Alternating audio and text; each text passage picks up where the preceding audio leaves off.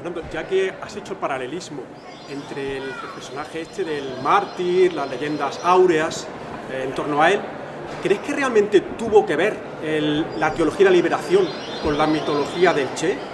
Bueno, es concomitante en el tiempo, claro. Es concomitante en el tiempo. El Che Guevara era católico, pero no especialmente religioso. Era católico, pues como lo somos todos los que nacemos en países hispanos. Tampoco era un ateo militante, es decir, no le dio por la religión. Pero vamos, es un fenómeno que va apareciendo de manera concomitante en los años 60, aunque nunca le interesó demasiado al Che Guevara. El asunto religioso no le llamó la atención. Es decir, no tiene esa capa, el personaje no tiene, otros sí, pero este no. Que he visto en algunas manifestaciones que hay que también se pone la foto del Che Guevara. Sí, es cierto. En las manifestaciones del orgullo gay aparecen algunos si supiesen que los metían en campos de concentración, las unidades de apoyo a la producción. Por cierto, cuento la historia aquí, de cómo las organizaron. Es unas unidades con unos campos específicos para llevar homosexuales y corregirles. Podremos decir que en Cuba ya no hacen eso hoy, es cierto. Pero también es cierto que en los años 50 en España los homosexuales, ni en Francia ni en Alemania, se les metía en campos de concentración. Así que vaya una cosa por la otra. Una duda que tengo, es decir, por todos conocidos, por ejemplo, como el discurso que dio el Che Guevara en la ONU diciendo que fusilarían a los que considerasen oportunos, o su fascinación por usar armamento nuclear, es decir, eso era de dominio público. ¿Cómo se consigue tapar un tipo que le va a la marcha en esta magnitud? ¿Cómo se tapa eso? ¿Cómo se tapa? ¿Te parece un poco la ideología? El querer creer. Mira, este señor diciendo, me gusta el arma nuclear. Tú como dices, no, es que no quería decir eso, era a lo mejor una agenda libertaria oculta que tenía este hombre. Pero... Uno de los tíos más listos de España en el último siglo ha sido Josep Pla. Y una de sus frases era, es más fácil creer que saber. Y como es más fácil, la gente prefiere creer que saber. Entonces, que el Che Guevara dijo eso, no ha existido esto. Se lo muestras, aquí está, aquí tienes la entrevista. Aquí en inglés, tal cual. No, pero es que esto hay que leerlo en su justa tal, y es porque antes previamente les habían amenazado. Es decir, no sirve de nada. El fanático es inasequible. Le cuentes lo que le cuentes, da igual. Joder, que en el mundo hay neonazis que defienden a Adolf Hitler. No lo olvidemos.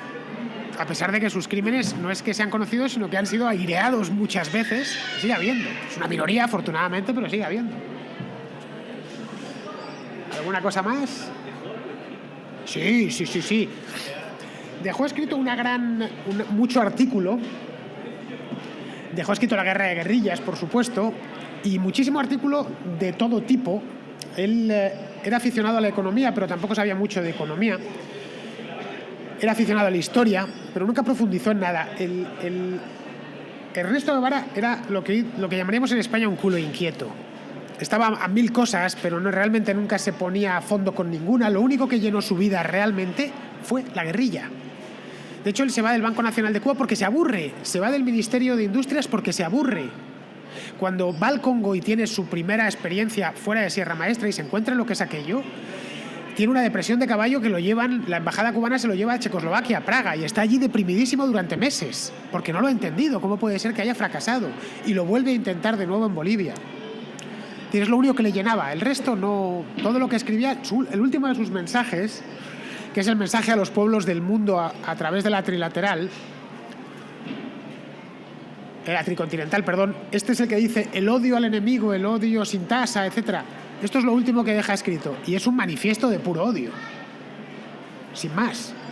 Es una cosa que hoy sería impresentable en cualquier político. Y esto es lo último que dejó por escrito. Pero vamos, era un hombre de acción, no tanto de estar sentado. Lo que os contaba de los sacos, ese tipo de cosas le gustaba hacerla mucho. O se iba a la zafra a recoger azúcar, que es un trabajo durísimo, por cierto. Bueno, qué duda cabe que el dominio de los medios por parte del comunismo es fantástico, ya que todas las cuestiones relativas al nazismo y eso las conoce todo el mundo, las conocemos, las odiamos, las aborrecemos, pero de los crímenes del comunismo no se sabe. Hay también, y yo quisiera que me pudiera decir si es cierto, que hubo una conspiración de los Castro para eliminar al Che. ¿No? No, eso no es verdad. Primero, no hay pruebas. Y lo primero que tienes que hacer en historia es, eres esclavo de los hechos y esclavo de las pruebas. Está muy bien para la conspiranoia. Yo creo que. Yo creo que no. Aquí el hecho es que este tipo se va libre y voluntariamente a Bolivia, se mete en la quebrada del Yuro libre y voluntariamente, sabiendo que tiene a los Rangers bolivianos detrás. Y sabiendo que como le agarren es muy probable que le vayan a matar. Aunque él, seguramente, evidentemente es especular porque es meternos en su cabeza, él seguramente pensaba que no le iban a matar. De hecho, les dice a los propios Rangers, les dice, no me maten, les valgo más vivo que muerto. Es que luego le matan. Yo creo que lo que buscaba Fidel Castro era tenerle preso, le quería preso, no muerto. Luego descubre que muerto es un mártir fenomenal. Poco antes de que matasen al Che, en el mismo año 67, habían atrapado en Bolivia a Régis Debray, que era un periodista francés, muy famoso en aquella época, castrista, y se armó el régimen boliviano, el gobierno de Barrientos, y le habían acusado de colaboración con la guerrilla, es decir, de colaborar con el terrorismo. Y le abrieron un proceso en Bolivia. Y se armó una escandalera internacional de padre muy señor mío que Fidel Castro aprovechó muy bien. Y él pensó, si me agarran al Che Guevara, lo que tengo es, y lo meten en una cárcel boliviana, yo tengo campaña de propaganda continuamente. Él pensaba que le iba a ser más útil preso. De ahí que Barrientos, cuando ve que tiene una patata caliente en la mano, dice, si le juzgo y le meto en la cárcel, que es lo que tengo que hacer, lo que se va a convertir la cárcel es, primero va a ser un mecanismo de presión sobre mi gobierno. Van a atentar contra mis embajadas o van a atentar directamente dentro de Bolivia. Va a ser un problema. Se va a convertir esa cárcel en un centro de peregrinación. Lo mejor es liquidarlo. Al punto que la tumba del Che Guevara no se encontró hasta hace muy poco, hasta hace 20 años. Porque el gobierno de Barrientos se encargó de enterrarlo al lado de un aeródromo mezclando los cuerpos para que no fuese nadie allí a peregrinar. De hecho, los restos del Che Guevara que están en Santa Clara, en Cuba, muy seguramente no sean del Che Guevara. Lo explico todo en el último capítulo del libro, el recorrido de sus huesos. Es decir, que no lo querían muerto, en una palabra. No hubo nada de eso. ¿Alguna más? Si quieres aficionado al cine, se ve que se hizo una película hace unos años de un director norteamericano sobre el Che Guevara, que era en 2 partes, además una peli larguísima. Sí, primera parte. ¿Qué te parece? La peli está bien hecha, básicamente es la guerra de guerrillas llevada al cine. Es la versión de Ernesto Guevara de su propia vida y de su propia gesta. Está llevada al cine bien porque Steven Soderbergh es buen director, está bien ambientada. Benicio del Toro interpreta al Che Guevara. La película está bien, se deja ver. Evidentemente a mí, como me gusta el personaje, pues la disfruté. No tiene por qué disfrutarla todo el mundo. Está hecha en 2 partes y bien. Es una película laudatoria. Es laudatoria, claramente. Bueno, es como si yo escribo mi propia biografía y el día de mañana Steven Soderbergh la lleva al cine. Pues, ¿cómo va a ser? Pues ya, fui un tío estupendo, ¿no? Yo quería preguntarte, Fernando, ¿por qué, y siempre me ha llamado la atención, por qué tantos niños pijos, tantos niños de bien, les ha encantado la idea revolucionaria comunista? O sea, ¿por qué teniéndolo todo abrazas lo que se nos vende siempre es la ideología de los pobres y la salvación del obrero? Tú sabes lo que es el toreo de salón, ¿no? Bueno, pues el toreo de salón es que tú y yo nos pongamos aquí a pegar unos capotazos. Toreo que está muy bien, bueno, pongo postura, no me arriesgo, no me van a embestir. Bueno, pues eso es revolucionarios de salón. Luego, si les sacas a la revolución de verdad, no creo que les guste tanto, y sobre todo las consecuencias de la revolución. Es decir, la revolución, el producto más común de las revoluciones es el desengañado. En todas, sin excepción. Lo que más producen son desengañados. Él no era esto. Nosotros pensábamos que, y fíjate cómo estamos. Bueno, en aquel momento parecía una buena idea. Bueno, siempre parece una buena idea, claro. Y esto es normal que afecte los ensueños, afectan más a la gente acomodada, que tiene tiempo, la tripa llena, tiempo de poder dedicarse a leer y a estas cosas, que a un tipo que tiene que trabajar para vivir, claro, y desde bien jovencito. De ahí que los revolucionarios todos fuesen burgueses. Empezando por Lenin y terminando por el último revolucionario el que me agarres. Todos han sido burgueses. Gente que ha vivido básicamente que no ha vivido su trabajo, vamos, en una palabra. Y han sido pobres. ¿Qué opina usted del contexto social y político de la época? ¿Cuál es el protagonismo que tiene la historia del Che? Una figura paralela con esto era Carlos el Chacal, que es Ramírez, que nunca registra que surgió de Villarreal. Ese hombre llegó a tener cierto estatus, a tener un renombre internacional gracias al contexto histórico, y cuando cambió el contexto, Claro, es que Carlos el Chacal llega tarde. Claro, Carlos el Chacal llega tarde. Se mete a revolucionario, es como lo mismo que le pasa a Yasser Arafat. Imitan, dicen, bueno, esto es un buen invento. El problema es que a partir de los años 70 a veces nos quejamos de que vivimos en una época con mucho terrorismo. No hay terrorismo al lado del que había en los años 70, que secuestraban un avión cada semana, que ponían bombas en aeropuertos, en estaciones de tren y cosas así. Eso es inconcebible hoy.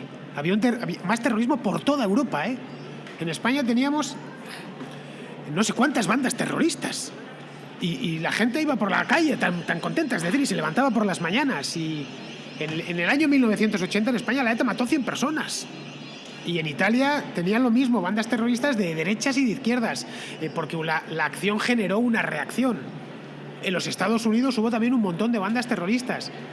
Bueno, estos son, pues la lectura del 68 mal comprendida, y la visión romántica de los guerrilleros del tercer mundo, entre los cuales brilla con luz propia Ernesto Guevara, claro. Es que el Chacal forma parte de los que llegan tarde, no sé, si hubiera llegado 10 años antes quizás se hubiera convertido en un héroe. A veces me han preguntado qué hubiera pasado el Che Guevara si no le matan en Bolivia. Si consigue salir, se consigue escapar de esa quebrada del Yuro, consigue pasar como puede a Argentina y escapar de ahí. ¿En qué se hubiese convertido? Bueno, yo estoy convencido que se hubiera terminado convirtiendo en un terrorista no muy distinto a Carlos el Chacal. En un terrorista internacional. ese contexto fue lo que creó el proceso, que si no hubiera seguido, lo hubiera empezado a caer a él también su imagen. Sí, que le mataron a tiempo en el 67, claro. Si le matan en el 74, la cosa hubiera sido distinta. Pero es buena pregunta esa, ¿eh? Sí, es una buenísima pregunta. Yo creo que no, o sea, que Carlos el Chacal para mí es el prototipo de un psicópata nihilista, de muchísimo cuidado. Y el Che Guevara es un hombre equivocado, una especie de idealista, que en fin, si llega a producir lo que él quería es un desastre, pero le hago, no sé, con una fibra moral distinta a la de un verdadero monstruo como Carlos. Bueno, es que si lees sobre el Chacal, verás que él se va intoxicando mentalmente conforme avanza en su carrera hacia ningún sitio. Es decir, empieza también como un idealista, hasta que termina convirtiéndose en un monstruo, en lo que terminó siendo. Un tipo que ya le daba igual. ¿Hubiera terminado el Che Guevara igual? Pues en el año 67 es pronto para decirlo.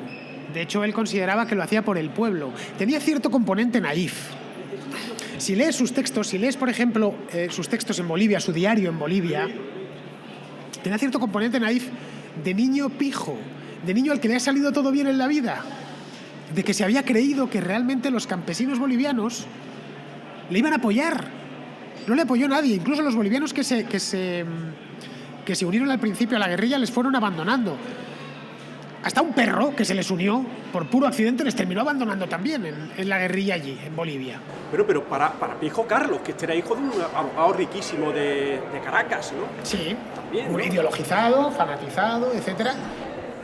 Pero con mucho menos nivel intelectual y moral y de todo tipo. O sea, que es un personaje. Yo no lo veo, no creo que hubiese sido una evolución tan nefasta, tan... No lo sé, estamos haciendo Claro, historia es ficción, una- Es decir, pero que hubiera terminado más o menos por esa vía. Quizá con el tiempo se hubiera reconvertido en otra cosa. Yasser Arafat fue un terrorista execrable y terminó como un líder internacional y el Premio Nobel de la Paz. No lo olvidemos. Quería llevar un poco por esa zona, porque en el contexto histórico de Carlos el Chacal no había consenso sobre qué era terrorismo, qué era luchar por la libertad. En esos procesos finales de los 60, 70, hasta principios de los 80, todavía no había ese consenso internacional, entonces su causa podía ser atractiva. Por eso quería decir, si Che Guevara, si no hubiera muerto en ese momento, todo lo que sería su punto de figura, habría sido un Carlos el Chacal.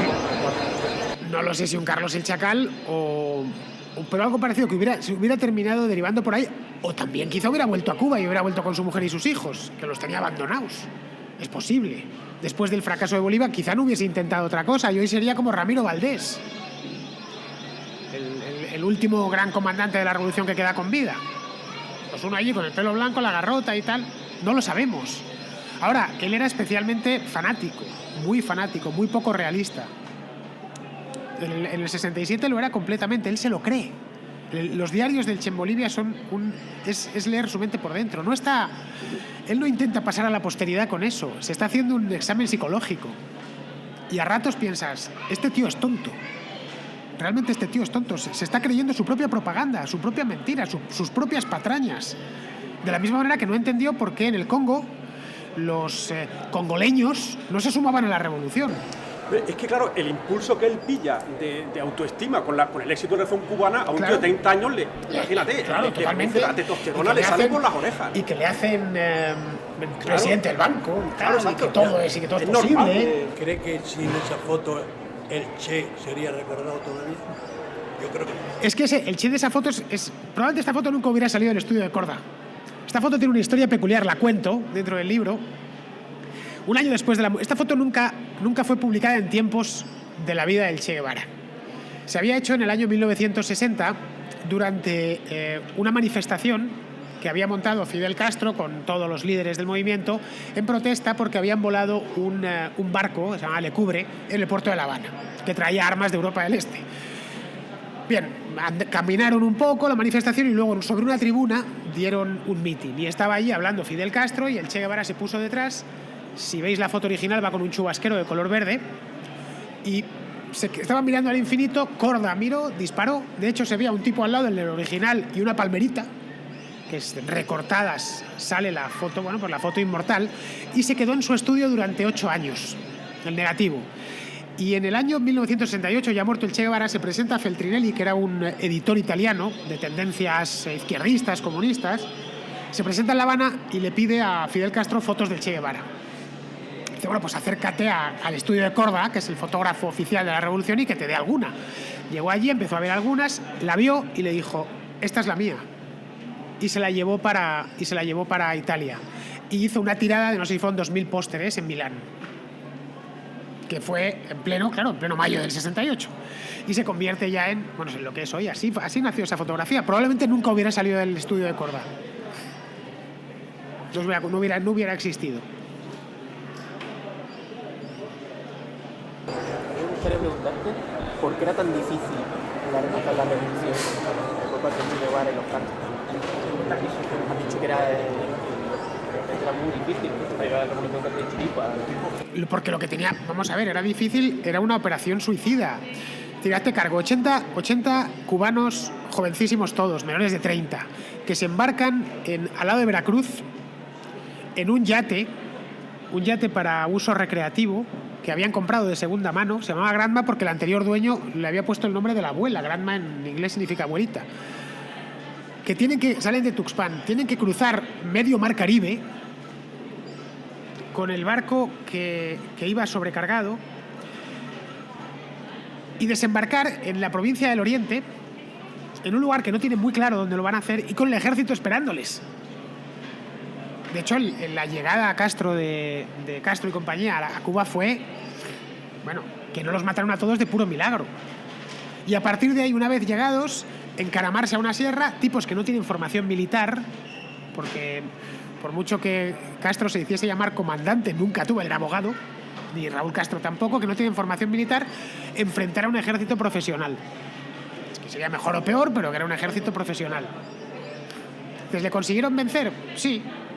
También es cierto que ese ejército no quiso combatir y fue retrasando las líneas continuamente, porque no era popular Batista. Esa es la razón por la que fue difícil. Una aventura, como decía antes, suicida. ¿Alguna cosita más? Sobre la formación militar de Che Guevara, que era básicamente inexistente. Creo recordar que había un libro que publicó para la Impress, una editorial americana, porque le da cosas de supervivencia, formación militar, y de hecho el primer libro que publicó eran 100 preguntas a un guerrillero, que era un tipo que luchó en la guerra civil española y que supuestamente Sí, estuvo por allí dando tumbos. ¿Pudo tener algo eso que ver con la supuesta formación de esta gente? Sí, en México lo que hace Fidel Castro es que contrata a un mercenario español que había sido coronel, que se llamaba Alberto Bayo, que era un tipo de una pieza. De esta, la imagen que tenemos de un soldado español. Sí, Bayo. Este era un tipo ya de cierta edad, había participado en la guerra civil, si estos eran todos veinteañeros, pues Bayo era ya un hombre de 40 y tantos, ¿no? Con experiencia de combate y les forma, les procura transmitir todo lo que sabe, pero claro, ese es todo su entrenamiento en una finca, la finca Santa Rosa en México, que por cierto la policía les pilla y tienen que salir huyendo. Es decir, toda la historia de la preparación de la guerrilla en México piensas que son Boy Scouts. Literalmente, que es un grupo de Boy Scouts en México, Boy Scouts cubanos en México, organizando no se sabe muy bien el qué, pegando tiritos, tal. Eran tan poco amenazantes que ni el gobierno mexicano les prestó importancia. Los detuvieron y los volvieron a soltar. Sí, esa es la realidad. Dijo, pero ¿cómo van a ser? Esto es una amenaza para el gobierno de Cuba. Son 4 veinteañeros con las hormonas revolucionadas. Pero bueno, ya sabes eso de las suertes de ayuda a los audaces. En este caso les ayudó muchísimo. Totalmente, sí, es un cisne negro. Es que eso me acordé porque, claro, tenía varios libros de estos que descargué del torre, cosas que le dan a uno diciendo, coño, y este libro, claro, y me acordé. Y efectivamente era en plan, no sé qué periodista, un tipo de la editorial o alguien decía, ¿y cómo tiene que hacerse una guerrilla? Decía, pues en plan, cosas de 2 o 3 líneas, pero bastante escuetico, diciendo esto no puede salir bien, es cierto, hace agua por todos lados. Pues así fue. ¿Alguna cosita más? Mira, aparecen ahí. Sí, dime. ¿Cuál? Bueno, es que esa frase se le han atribuido a 700 revolucionarios distintos. Es decir, esa forma parte de la fraseología revolucionaria que vale para uno, para el otro. Se la puedes poner a pasionaria, se la puedes poner a quien quieras, ¿no? Se la puedes endiñar a quien te dé la gana. Se la puedes poner ahora a Íñigo Errejón. Te prefiero vivir tal. Piensa que la ideología funciona mucho en base a eslóganes, a ideas, fuerza, mandamientos. Bueno, pues todo eso necesitas tener unos cuantos que sean fáciles de memorizar y que queden muy bien. Eso sí, el Che Guevara no quería morir, ¿eh? Le ofreció a los bolivianos que no le matasen, que les valía más vivo que muerto. Con la hipótesis de que era un psicópata, con los diarios de la sangre, de que estaba en el monte y decía, estoy deseoso de la sangre. Yo no creo que fuese un psicópata. Era un fanático, pero no un psicópata. No es que hay un libro que se publicó hace 2 años. Yo no lo creo. En serio, ¿eh? Y vamos, que he investigado y he leído mucho sobre el personaje, he llegado a conocerle íntimamente. Y a hablar con gente que lo conoció personalmente y tal, no era un psicópata. Era lo que diríamos en España hoy, un puto loco. Sí, cuando un tío le da con algo y se fanatiza y se obsesiona y tal y cual, y bueno, y que en una época en la que además pues la gente era de gatillo fácil y tienes armas a tu disposición, ¿no? Una época distinta a la nuestra. ¿Y la frase esta dispara va a matar a un hombre, eso ocurrió o luego se lo inventaron? ¿El qué? Había una frase que decía el Che diciendo, no sé qué, dispara si solo va a matar a un hombre. Sí, eso es pero no es suya, está atribuida a terceros, cuando mató a un traidor en la sierra. Porque la traición se pagaba con la muerte, obviamente, en la guerrilla. ¿Conociste a Guevara y qué te contaron? Pues hablé con el que fue probablemente el tipo que más investigó el que más investigó su carrera universitaria, que es Fernando Ross, que murió, un cubano, en Miami. Entrevisté a un colaborador suyo del Banco Nacional de Cuba. Entrevisté a su secretaria en el Ministerio de Industrias, que vivía en León, retirada, se había casado con un español y se habían retirado en un pueblecito de León, en Valencia de Don Juan, y ahí fui a su casa personalmente hasta León, hasta Valencia de Don Juan, y estuve comiendo con ella. Era una señora ya muy mayor y me estuvo contando, bueno, todo un día nos pasamos, llegué por la mañana y me fui de noche, y me estuvo contando cosas suyas, un montón. Me llevé, bueno, una tarjeta de memoria cargada de sí, ahí meto cosas, bueno, sí, claro, me sirvió, me fue muy útil para conocer a la persona, muchas cosas sobre él. Y decía que era un buen tipo, que estaba loco con las ideas, pero que era un tipo humano, vamos. ¿Pero cuando era ministro? Sí, cuando era ministro. que se aburría, que llegaba tarde, trabajaba de noche, que llegaba y se ponía a fumar un puro con las botas encima de la mesa, iba siempre vestido de militar de campaña, que ya pues no es una ropa muy útil para despachar expedientes, ¿no? Es decir, estaba en eso, en ese rollo. Hay fotografías que se les ve. ¿Nunca os habéis planteado por qué los barbudos se pasaron 20 años vestidos de campaña con botas de campaña? Pero no mandan ya, no están en el... no hacen trabajo de oficina. Formaba parte de toda la mística suya, ¿no? ¿Alguna cosita más?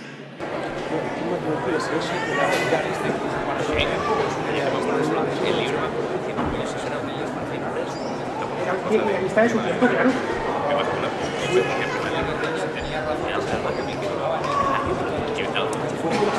No, las ideas son las mismas. Las ideas eran las mismas, igual de malas que ahora. Es decir,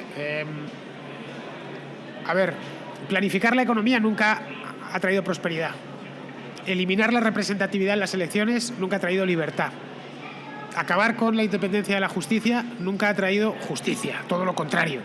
Bien, la Cuba de Castro es un país, o la Cuba que ayudó a traer el Che Guevara, es un país donde se planifica la economía y hay escasez sistemática, tan sistemática que hace falta una cartilla de racionamiento, donde no puedes elegir a tus representantes porque solo hay un partido, nada más, el Partido Comunista. Hay elecciones, sí, joder, dentro del mismo partido. Y donde, por supuesto, la independencia judicial, es decir, que tú pidas amparo a un juez y sepas que el juez va a ser independiente, es pura ciencia ficción. Esas eran sus ideas, ¿eh? Eso es una lección que hemos aprendido de la historia, pero en ese momento En ese momento ya ha fracasado la Unión Soviética, ya. Estrepitosamente, además. Y se habían hecho las purgas de Moscú, se había eliminado a 5 millones de personas en Ucrania de hambre, Stalin había muerto y había sido reprobado por su propio partido, el Mao Zedong en el año 61 estaba matando a millones de personas de hambre. Cuando el Che Guevara se hace comunista, en los años 50, el comunismo ya ha mostrado su cara. Ya se sabe lo que trae. Era una cuestión de esforzarse un poquito en ver lo que había. No era inevitable. ¿Alguna cosita más? ¿Tú cómo combates la mentira? No, ¿cómo combates la mentira? Cualquier tipo de mentira. ¿Con otra mentira o con verdad? Ya está. Pues yo creo que la única manera de combatir el comunismo es con verdad. Es exponiendo la verdad. Bueno, ido perdiendo credibilidad en el último siglo, es decir, ya no es el futuro de la humanidad.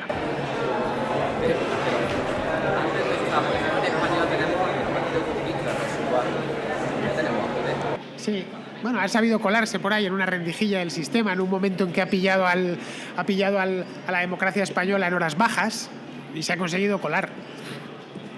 Pero a Podemos no le ha derrotado más que la verdad, ¿eh? Cuando la gente fue descubriendo cuál era su programa. Es que estos tipos, si gobiernan, lo primero que van a hacer es cepillarse la Constitución, que nos gustará más o menos, pero es la que tenemos. Lo segundo que van a hacer es ponerse a expropiar como locos. Lo tercero, subirte los impuestos hasta el infinito. Es decir, contra la mentira, verdad. Contra el comunismo, que en esencia es una gran estafa, verdad, de nuevo. ¿Cómo se combate el nazismo? Con verdad. Exponiendo la verdad. ¿Cómo se combate el nacionalismo? Con verdad. ¿El qué? No. No, sinceramente, no lo creo. ¿Tú crees que están ganando? Están ahí, bueno, es que también tienen derecho a estar ahí. La gente tiene todo el derecho del mundo a estar equivocada. Además es bueno que haya comunistas, si no, ¿con quién íbamos a discutir nosotros? Claro. Le dan un poco de ambiente a los...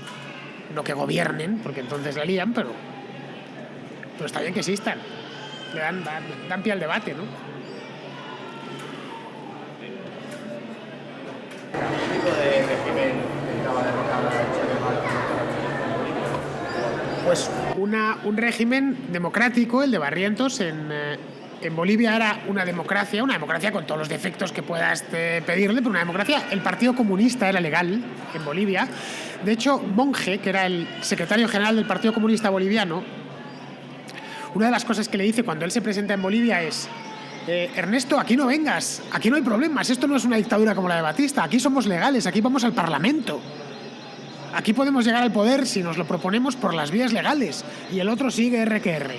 De hecho, el Partido Comunista de Bolivia es el primero que le abandona. El primero en abandonarle es Monge, cuando ve que no atiende a razones. Es decir, era pues un país dentro de lo que había en la América de la época, más o menos democrático. A Barrientos, desde luego, le había elegido la gente. Y ya te digo, en los partidos como el comunista, eran legales. Eso es el régimen que va a derribar el Che Guevara en Bolivia. No. Una democracia latinoamericana de la época. Nada más, con defectos obviamente, pero mejor que la dictadura que teníamos en España, eso te lo aseguro, donde el Partido Comunista era ilegal.